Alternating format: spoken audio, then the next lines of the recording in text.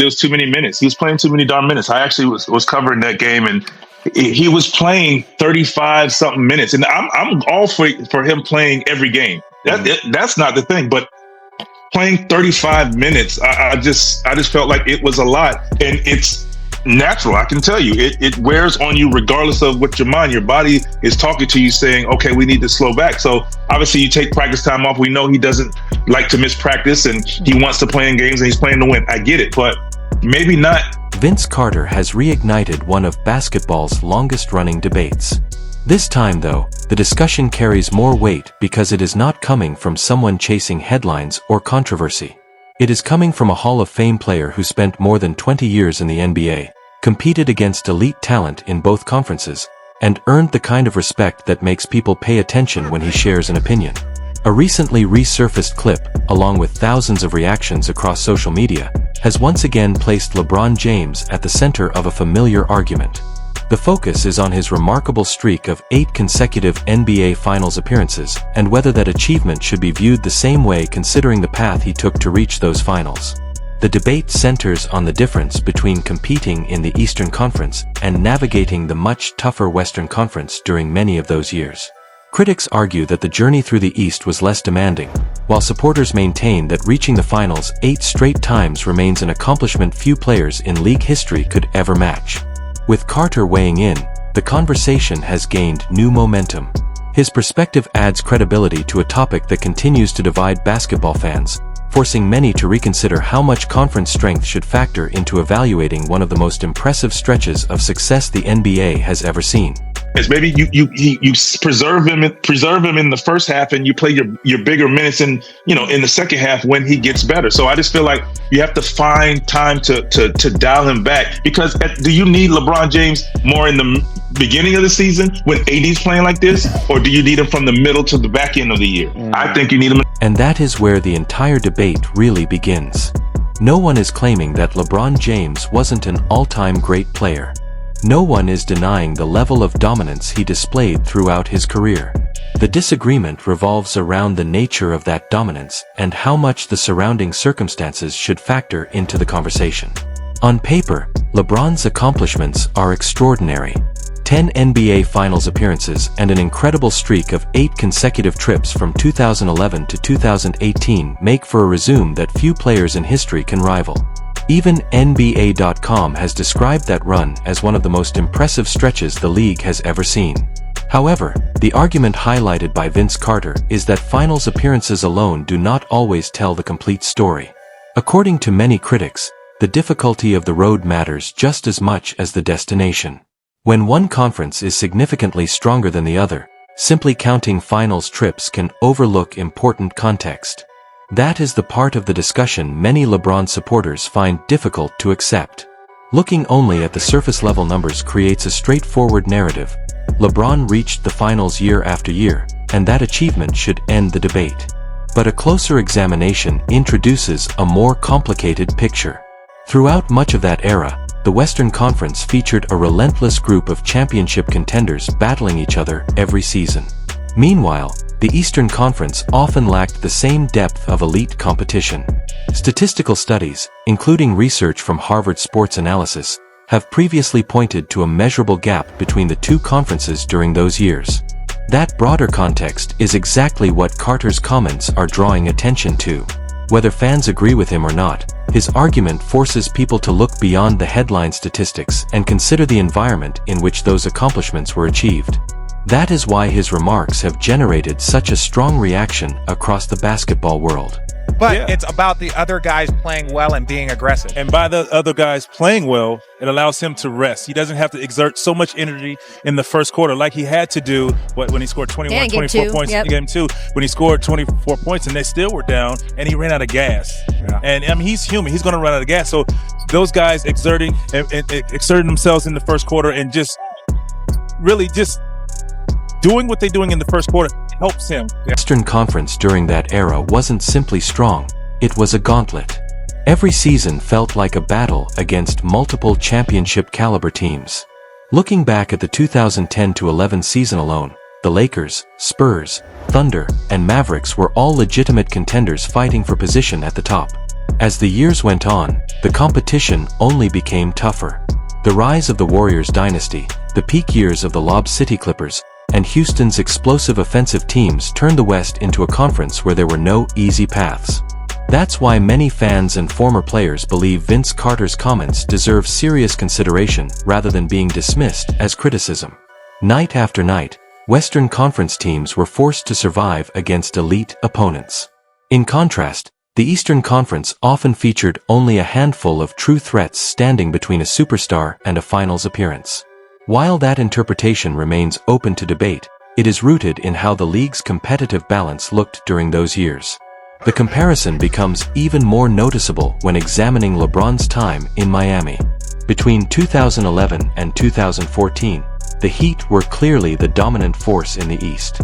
While there were respectable challengers, the road to the finals generally appeared less demanding than what contenders in the West had to endure.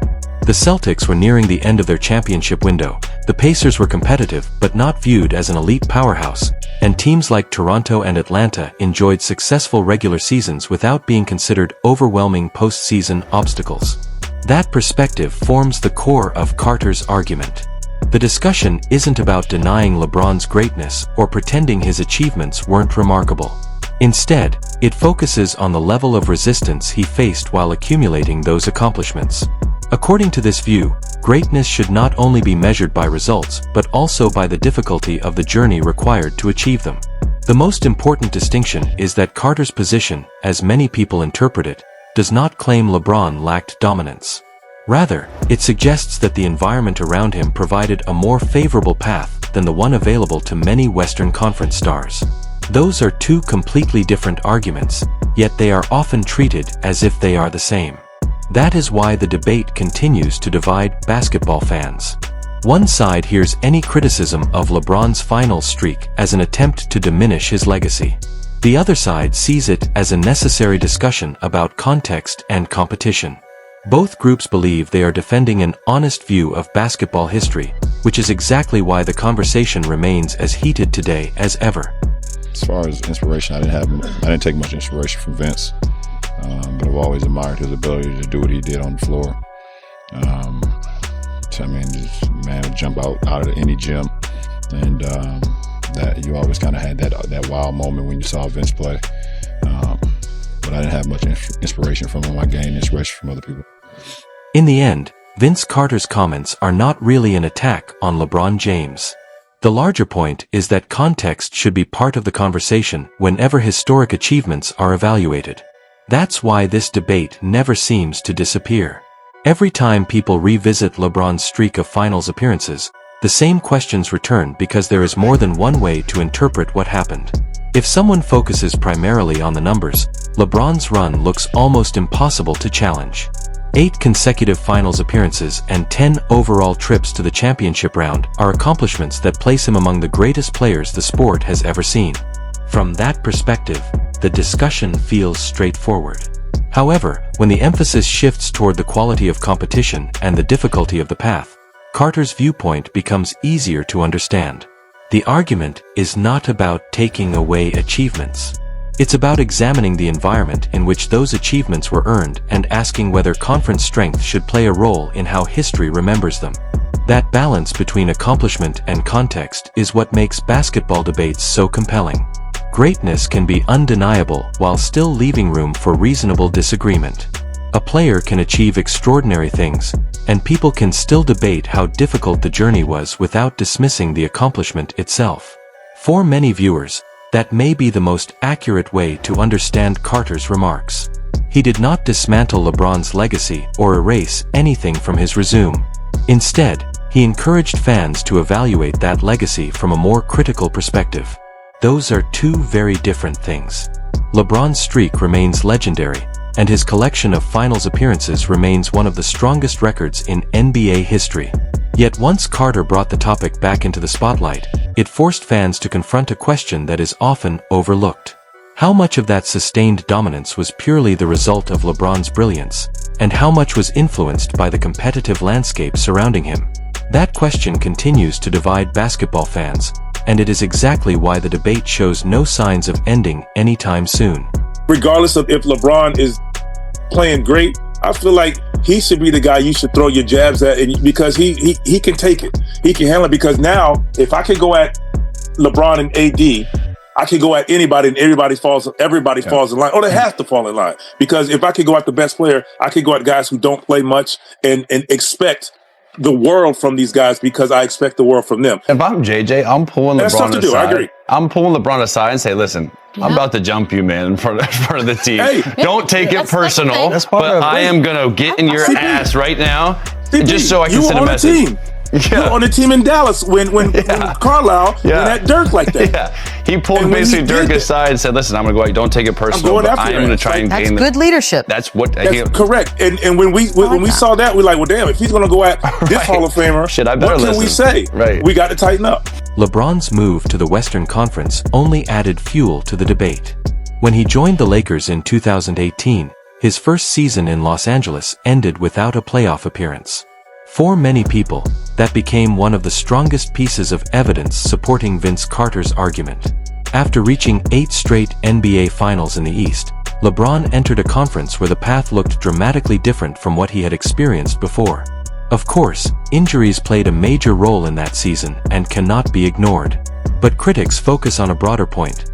The Western Conference offered a level of competition that made every step toward the postseason far more difficult. That reality doesn't diminish what LeBron accomplished in the East, but it does raise questions about how much conference strength influenced those historic finals runs. This is why Carter's comments have been viewed by some as a challenge to the simplified version of LeBron's legacy. Supporters immediately point to the numbers, and understandably so. 8 consecutive finals appearances remain one of the most remarkable achievements in basketball history, and 10 total trips to the championship stage place him among the sport's all-time greats. Those accomplishments are beyond dispute. The issue Carter is raising goes deeper than the numbers themselves. Statistics never exist in isolation. They are shaped by factors such as conference strength, roster construction, injuries, era-specific competition, and the overall balance of power within the league. Looking only at the final results without considering those factors can sometimes tell an incomplete story. Carter's message, as many interpret it, is that accomplishments should be examined with the proper context attached. What makes his perspective more interesting is that it doesn't come across as personal criticism. Throughout the years, Carter has often spoken respectfully about LeBron and the challenges that come with sustaining excellence for such a long period of time. In other discussions, he has even expressed concern about the workload LeBron carried as he got older, suggesting that his minutes should be managed carefully because of the wear and tear accumulated over 2 decades in the league. Those aren't the comments of someone trying to tear another player down. They sound more like the observations of a veteran who understands just how difficult longevity at that level truly is. That credibility is a major reason why his remarks have attracted so much attention.